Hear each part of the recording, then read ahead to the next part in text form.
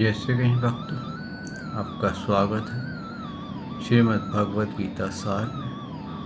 भक्तों, हम 18वें अध्याय का सार गा रहे हैं।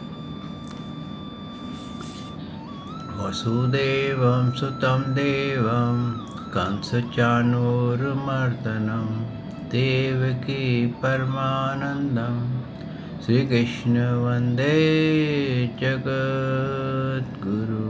श्रीकृष्ण शरणं गोपाल शरणं श्रीकृष्ण शरणं गोपाल शरणं मेरे बांके बिहारी नंदलाल शरणं मेरे बांके बिहारी नंदलाल शरणं श्री कृष्ण शरणं गोपाल शरणं श्री कृष्ण शरणं गोपाल शरणं मेरे बांके बिहारी नंदलाल शरणं मेरे बांके बिहारी नंदलाल शरणं श्री कृष्ण शरणं गोपाल शरणं श्री कृष्ण शरणं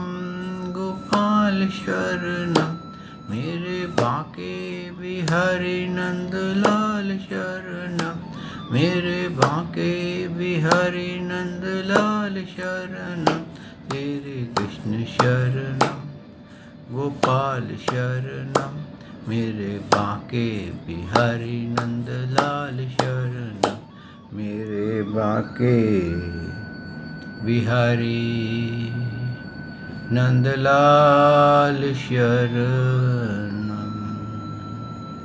बोल भगवान श्री कृष्ण की जय, श्री नंद के लाला की जय, श्री देव की नंदन श्री कृष्ण की जय, श्री द्वारकाधीश भगवान श्री कृष्ण की जय। बोल देवदेव पूर्ण ब्रह्म भगवान श्री कृष्ण की सदा ही जय। जय श्री कृष्ण भक्तों, हमने इस 18वें अध्याय में श्रवण किया। पहले भगवान ने ये बताया कि मानव जो है वो संन्यास की तरफ जाने की कोशिश करता है। जब उसका विफलता हाथ लगती है तो कई बार संन्यास की तरफ जाता है। जैसे कि अर्जुन जी ने भी कहा कि मैं सब कुछ छोड़ छाड़ के संन्यास लेता हूँ। तो उन्होंने संन्यास के बारे में डिटेल बताई कि संन्यास 3 प्रकार का होता है। अब किस उद्देश्य से आप संन्यास में जा रहे हैं, और अगर आपको संन्यास के नियम नहीं आते हैं, मन मानी शरीर को आपने कंट्रोल नहीं किया है, उसके अपने बंधन नहीं खोले हैं, अपने चक्र नहीं खोले हैं, 7 चक्र नहीं खोले हैं, तो आपके लिए संन्यास अगर आप ले भी लेंगे, संन्यास के आप कार्य भी करने लग जाएंगे, तो भी आपको जीवन में शांति नहीं मिलेगी, सफलता नहीं मिलेगी, मोक्ष नहीं मिलेगा। सिर्फ एक वस्त्र धारण कर लेंगे। जैसे कि एक एक्टर होता है, वो किसी के वस्त्र पहन करके, राजा के वस्त्र पहन के राजा की एक्टिंग करता है, तो एक्चुअली वो राजा नहीं होता है। और संन्यास भी मन से होता है। ऐसे ही कर्मों के बारे में भगवान ने बताया कि कर्म जो हैं सात्विक, राजस और तामस होते हैं, लेकिन वो हम ही उसको एनालाइज कर सकते हैं कि हम किस कर्म को कैसे करते हैं, कैसे उसको लेते हैं, और हम ही उसको अपने आप को वहाँ से मोल्ड करके बाहर निकाल सकते हैं। भगवान ने फिर ज्ञान के बारे में बताया कि ज्ञान जो है वो भी 3 प्रकार का है, सात्विक, राजसिक और तामस। और वो ज्ञान हमें कौन सा लेना है, कैसे लेना है, हमें क्या करना है, ये भी हमारे ऊपर ही निर्भर करता है। कोई हमारे को ज्ञान बताने नहीं आता कि ये ज्ञान तुम मत लो, हमें ही पता चलता है ये राजसिक है, ये सात्विक है, ये तामस है। और हम अपने जो हमारे पर गुण है, जो हमारा वो है पैटर्न बना हुआ है, डिफ़ॉल्ट पैटर्न है, जो हमारे अंदर जो हम जिस गुण में रहते हैं, हमारा जो गुण है वो उसमें बहुत बड़ा रोल प्ले करता है। तो इसलिए भक्त सबसे पहले हमारे को ये जानना है कि हम किस गुण में ज़्यादा देर रहते हैं, कौन सा गुण हम पे हावी है और किस गुण से हम उस गुण के कार्य करते रहते हैं और हम उसमें आनंदित होते हैं। क्या होता है भक्तों, जो तामस है ना और जो राजस है, ये एक बार पकड़ता है ना, छोड़ता नहीं है। इससे छुड़ाने का बहुत समय लगता है। ये बिल्कुल वैसे ही है कि आप एक बार ड्रग एडिक्ट हो गए तो आपको ड्रग एडिक्ट से निकलने के लिए कितना समय लगता है। ऐसे ही अपने नेचर को चेंज करने में बहुत समय लगता है। अगर हमारी नेचर राजसिक है या तामसी है तो हमारे को उस नेचर में से निकलने में बहुत समय लग जाएगा। भक्तों, जहाँ तक गीता सार है, भगवान हर प्रकार से हर मानव की अर्जुन जी को निमित्त बना करके ये बता रहे हैं कि तू अपने आप को देख किन बंधनों में फंसा हुआ है। आरोप मत कर कि ये तो भगवान ने ही ऐसा कर दिया है, ये तो भगवान ही इन्हें ऐसा कर दिया है, मैं इसलिए फंसा हुआ, भगवान ने मेरे को फंसा दिया। आरोप मत कर। भगवान ने ये स्पष्ट किया है, ना तो मैं किसी के कर्मों की रचना करता हूँ, ना ही मैं किसी को उस कर्मों का फल देता हूँ, और ना ही मैं किसी के लिए हाथ पकड़ के मोक्ष देता हूँ। और जब वो मेरी भक्ति में लीन हो जाता है तो उसके कर्म अपने आप डिसॉल्व होने लग जाते हैं। लेकिन कौन सी भक्ति? सात्विक भक्ति में। अगर आप तामस और राजस भक्ति में भगवान के भक्त बन गए और आपको पता भी चल गया कि सृष्टि से पहले कौन है, सृष्टि के बाद कौन है, और सृष्टि में कौन है, और इसके बाद जो है मैं कौन हूँ, मेरा अस्तित्व क्या है, मैं किसका अंश हूँ, और जीवन मृत्यु के बाद भी मेरे जीवन है। आपने सारा ज्ञान का निचोड़ निकालिए, तत्व जान लिया, और फिर आपने उसके अंदर इच्छाएं रखते हुए या किसी का अनिष्ट करते हुए या दिखावा देते हुए आपने भगवान की भक्ति कर दी, और ये दिखाना शुरू कर दिया मैं तो बहुत बड़ा भक्त हूँ, या ये भक्ति से मेरे को बहुत लाभ हो रहा है, मेरा नाम संसार में फैल रहा है। तो आप उसके अंदर इच्छाओं से ग्रस्त हो गए तो आपको वो भक्ति से कोई लाभ नहीं होगा। यही भगवान ने कहा है कि सारे वेदों का, सारे शास्त्रों का केवल इतना ही लाभ जान लेना चाहिए कि मैं कहाँ बंधा हूँ और किसकी पूजा करने से मैं इन बंधनों से मुक्त हो सकता हूँ। जब हम सात्विक उसकी पूजा करते हैं, भगवान की पूजा करते हैं, निर्गुण की करते हैं, तो हमारे अंदर वैसे ही गुण उत्पन्न होने लग जाते हैं, वैसे ही हमारे नेचर बनने लग जाती है। हमारे अंदर काम, क्रोध, लोभ की मात्रा हल्के हल्के कम होती चली जाती है। और भगवान ने ये भी कहा है कि भले ही वो मेरे 4 प्रकार के भक्त होते हैं।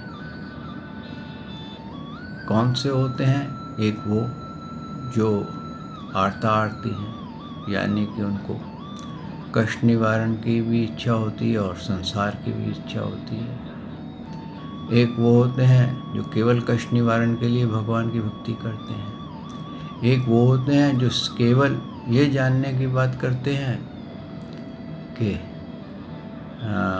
भगवान का लिटरेचर जानने की बात करते हैं, प्रूफ करने की कोशिश करते हैं कि भगवान कौन है, कैसे हैं, उनकी शक्तियाँ क्या हैं, बस इसी में खोए रहते हैं। अपना कहते हैं ना, जैसे खोदू चंद होता है, खोदते रहते, लेकिन वो कोई भी ज्ञान को अपने ऊपर अपनाते नहीं हैं। एक जिज्ञासु होते हैं जो भगवान के आगे सरेंडर कर देते हैं, और वो जैसे भगवान ने जैसा ज्ञान दिया होता है उसको ईमानदारी से उसको फॉलो करते हैं, अपना लाइफस्टाइल वैसे बनाते हैं और प्रभु के भक्ति को प्राप्त हो जाते हैं।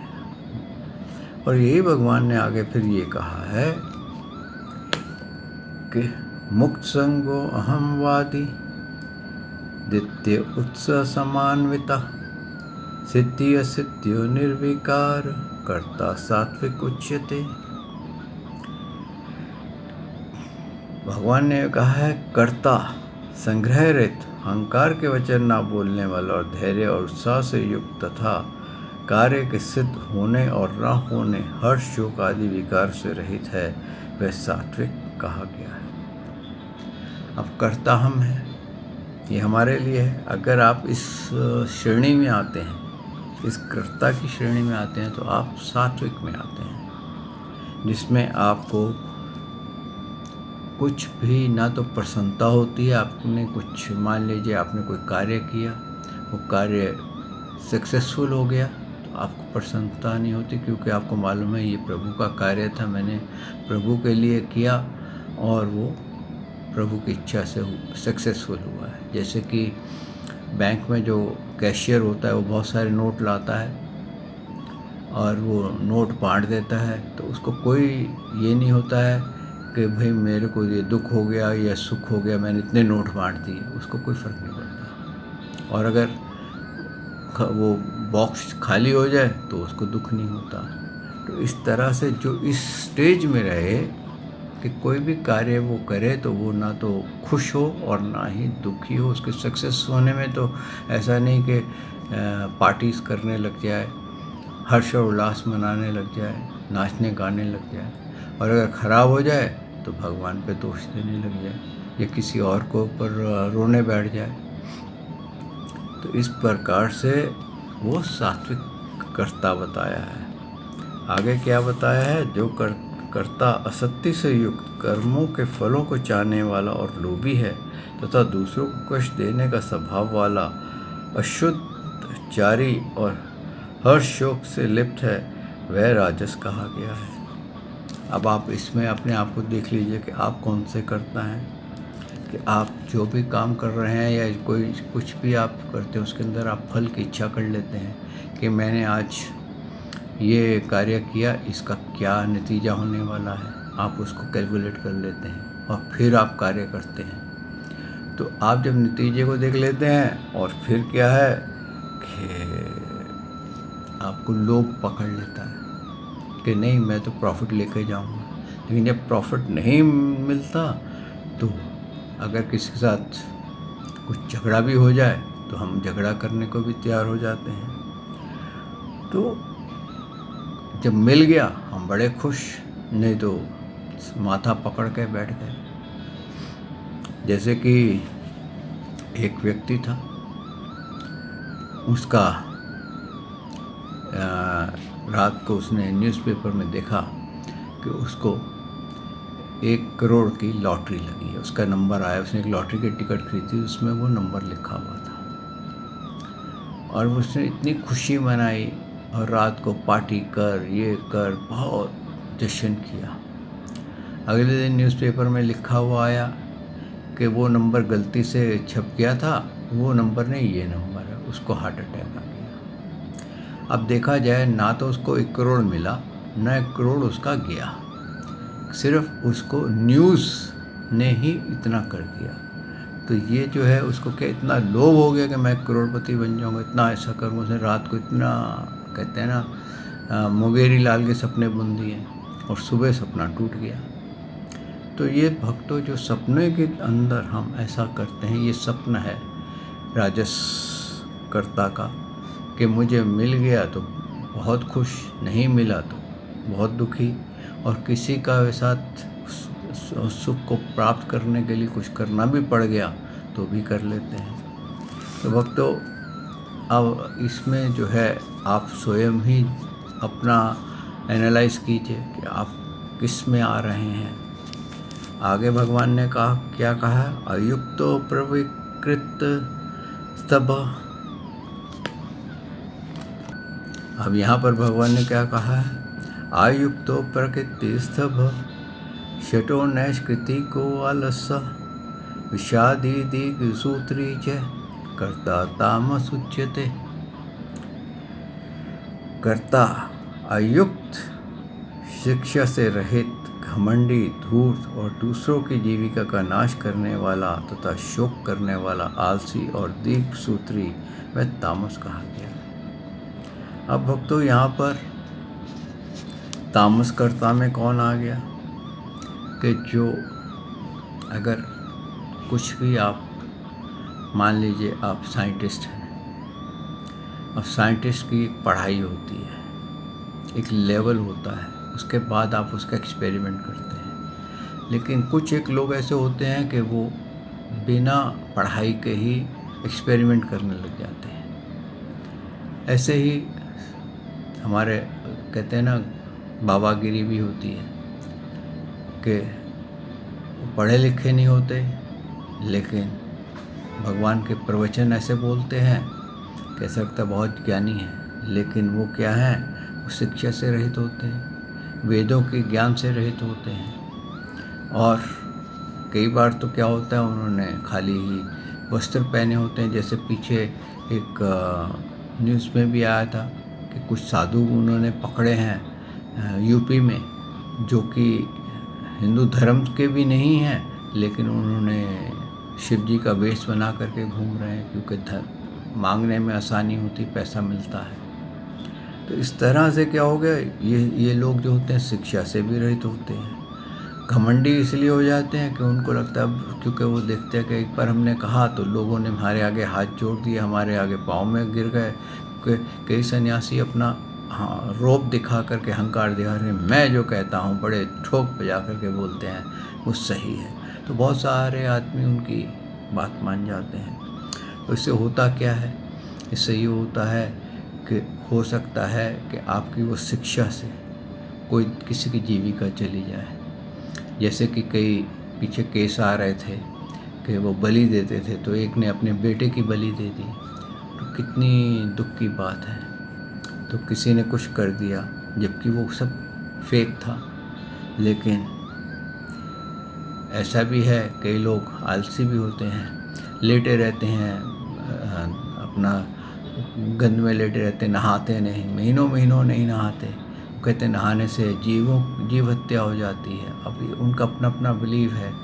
लेकिन कई लोग स्वच्छ नियम नहीं पालते, और कई लोग कैसे होते हैं, चल यार आज नहीं कल कर लेंगे, आज नहीं कल कर लेंगे, कर लें तो परसों कर लेंगे, इतनी जल्दी क्या है प्यारे, जब जीना है बरसों, हाँ आज नहीं तो कल तेरे को ज्ञान दे देंगे। तो इस तरह से भगवान ने ये बोला है कि ऐसा व्यक्ति जो होता है वो तामसी होता है। तो अब भगवान ने आगे बताया है ये कि अब आप इसमें से तीनों में से आप एनालाइज करिए कि आप किस में से कौन से करता है। आया आप सात्विक करता है, आप राजसिक करता है, या तामसी करता है, ये अब आपको एनालाइज करना है।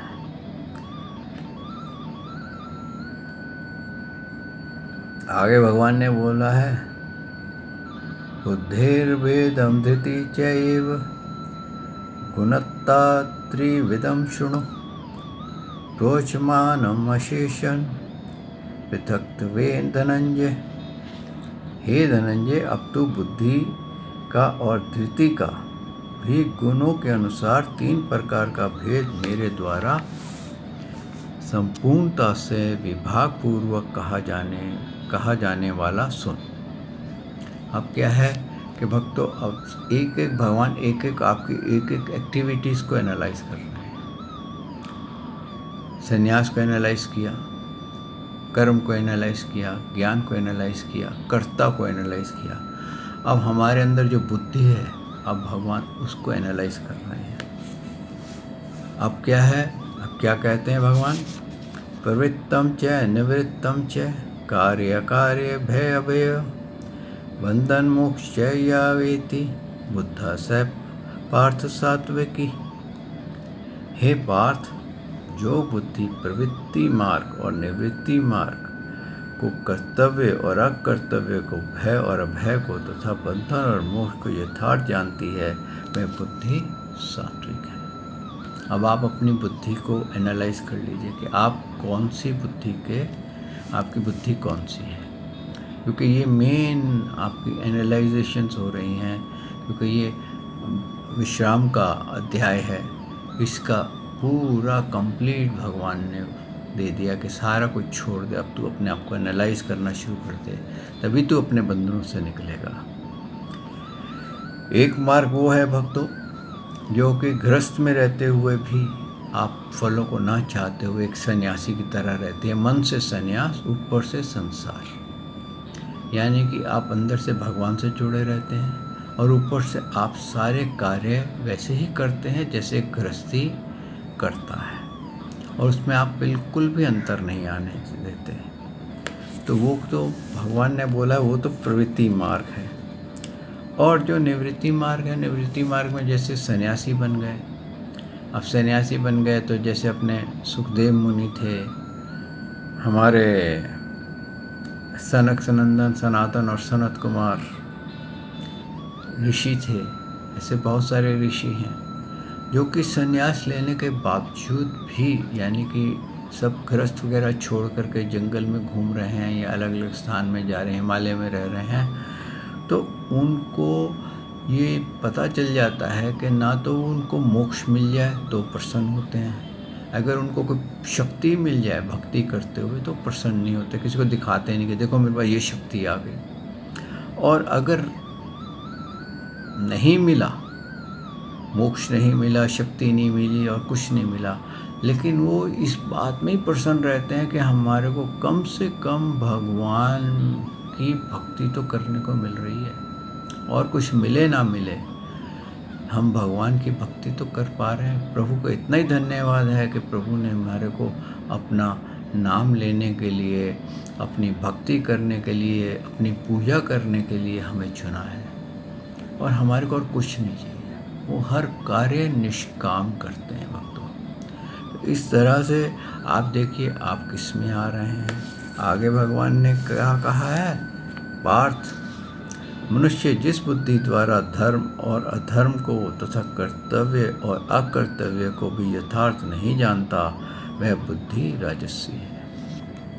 अब आप ये भी जान लीजिए कि जिस बुद्धि के द्वारा, कई बार क्या होता है भक्तों कि धर्म जो है वेदों में जो लिखा है हम उसके विपरीत कार्य करते हैं। अब कई लोग कई धर्म ऐसे हैं उसमें कहते हैं ओम का उच्चारण नहीं करना चाहिए, ओम नहीं कहना चाहिए, क्यों कि वो शब्द ठीक नहीं है, वो विष्णु जी का है, विष्णु जी देवता है और देवता का शब्द का प्रयोग नहीं करना चाहिए। ये सही है, श्री कृष्ण भगवान के नाम के आगे ओम का उच्चारण नहीं करना चाहिए, लेकिन जितने भी मंत्र हैं उनके आगे तो ओम लगता है।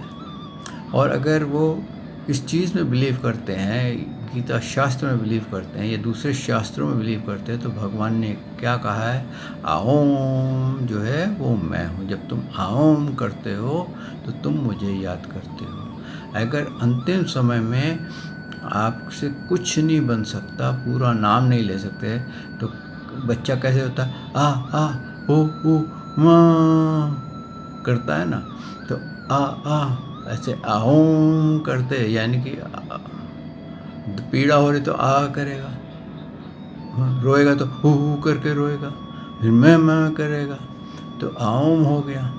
तो भगवान कहते हैं कि ये शब्द आकार, पहला शब्द मैं हूँ, जो वाणी के रूप में मैंने सबको दिया है, और जब तक इसका प्रयोग नहीं होता तब तक कोई भी मंत्र नहीं बनता। आप देखिए जैसे ओम नमः शिवाय है, ओम हटा दीजिए, नमः शिवाय करिए, उसका फल नहीं होता। ओम गणपताय नमः, ओम हटा दीजिए, गणपताय नमः करिए, गणपताय नमः करिए, उसका फल नहीं होगा।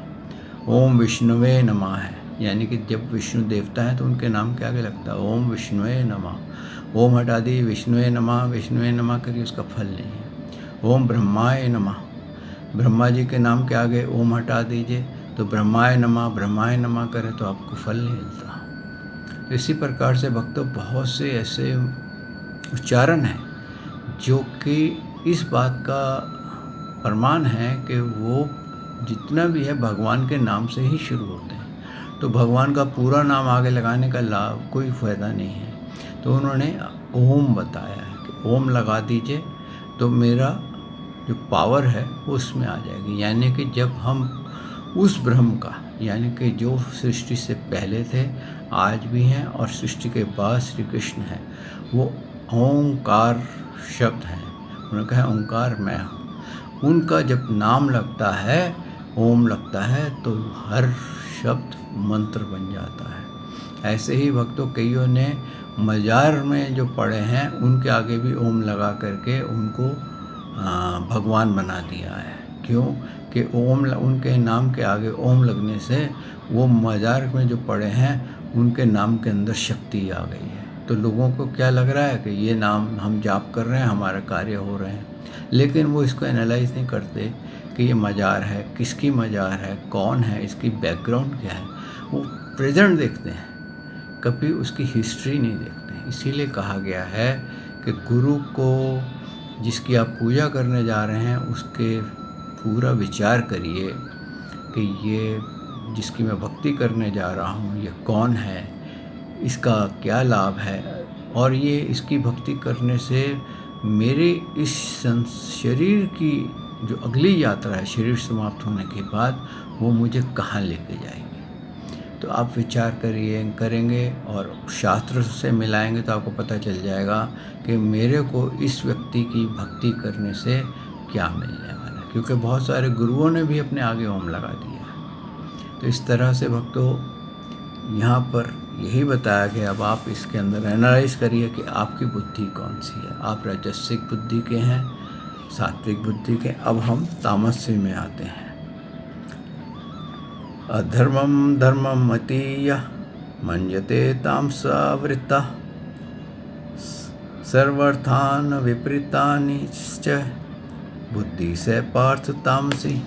हे अर्जुन, जो तमोगुण से घिरी हुई बुद्धि है, अधर्म को भी यह धर्म है ऐसा मान लेती है तथा इसी प्रकार अन्य संपूर्ण पदार्थों को भी विपरीत मान लेती है, वह बुद्धि तामसी है। अब तो यहाँ पर हम तामस बुद्धि में आते हैं। तामस बुद्धि में क्या होता है, हम शमशान घाट के अंदर पूजा करने जाते हैं, हम मज़ारों की पूजा करते हैं और हम उनको भगवान मानते हैं और हम कहते हैं यही भगवान है। अब ये बिल्कुल वैसे ही है भक्तों कि एक बार बीरबल और अकबर में बहस हो गई। तो उसने बोला विश्वास बड़ा या खुदा। तो बीरबल ने कहा विश्वास बड़ा। उसने कहा कैसे खुदा बड़ा होता है। आपस में शर्त लग गई आपस में। उसने कहा मेरे को 1 महीने का टाइम दे दो। उसको टाइम दे दिया। तो एक गधा मरा हुआ था, उसने उसके ऊपर बड़ी सुंदर मज़ार बना के बड़ी वो कर दी और एक हवा फैला दी सब जगह कि यहाँ सबकी मनोकामना पूर्ण होती है। भक्तों अगर 100 आदमी मनोकामना मांगेंगे तो उसमें से 10-20 ऐसे होंगे जिनकी पूर्ण हो जाएगी। और वहाँ पर एक आदमी छिपा के रख दिया जो कि ये सुनने को बैठ गया कि ये मनोकामना जो बोले तो इसको वो मनोकामना उसकी पूर्ण कर दे। और 90% आदमी संसारिक मनोकामना मांगे, तो कोई धन मांगे, कोई ये मांगे, कोई तो बीरबल चुपचाप उसको पूरा कर दे। बड़ी हवा फैल गई कि यहाँ का खुदा तो बहुत अच्छा है। तो करते करते राजा अकबर के पास जब बात गई तो राजा अकबर बोला चलो मैं भी जाके कुछ मांग लूँ मेरी प्रजा के लिए, वो खुदा का वहाँ पर बहुत प्रकाश है। तो जब वो आया तो बीरबल ने कहा इसको तोड़ो और खोदो। और खोद के बोला महाराज क्या है इसमें, तो गधा दबाया हुआ है। तो यही होता है भक्तों, जब हम इस तरह की विपरीत भक्ति करने लग जाते हैं, विपरीत बिना सोचे समझे अंधविश्वासियों की तरह हम पीछे के लोगों के लग जाते हैं और अपना भी नाश करते हैं और दूसरों का भी नाश करते हैं, तो वो आपकी तामसी बुद्धि में आता है। अब भक्तों आप एनालाइज कर सकते हैं कि आपकी बुद्धि कौन सी है। आप जब एनालाइज कर लेंगे तो आपको पता चलेगा कि मैं कहाँ हूँ और इस बुद्धि के साथ मेरी लाइफ आफ्टर डेथ कौन सी होनी चाहिए। आइए भक्तों, यहाँ आज हम वाणी को विश्राम देते हैं। कल प्रभु ने चाहा तो मैं आपकी सेवा में हाजिर होऊंगा। तब तक आप एनालाइज कीजिए, मंथन कीजिए और देखिए आप कहाँ से बाहर आते हैं, कहाँ बंधे हुए हैं। श्री कृष्ण शरणम गोपाल शरणम, श्री कृष्ण शरणम गोपाल शरणम, मेरे बांके बिहारी नंदलाल शरणम, मेरे बांके बिहारी नंदलाल शरणम, श्री कृष्ण शरणम गोपाल शरणम, श्री कृष्ण शरणम गोपाल शरणम, मेरे बांके बिहारी नंदलाल शरणम, मेरे बांके बिहारी नंदलाल शरणम। बोल भगवान श्री कृष्ण की जय, श्री नंद के लाला की जय, श्री देवकी नंदन श्री कृष्ण की जय, श्री द्वारकाधीश भगवान श्री कृष्ण की जय। बोल देवादिदेव पूर्ण ब्रह्म भगवान श्री कृष्ण की सदा ही जय। जय श्री कृष्ण भक्तों।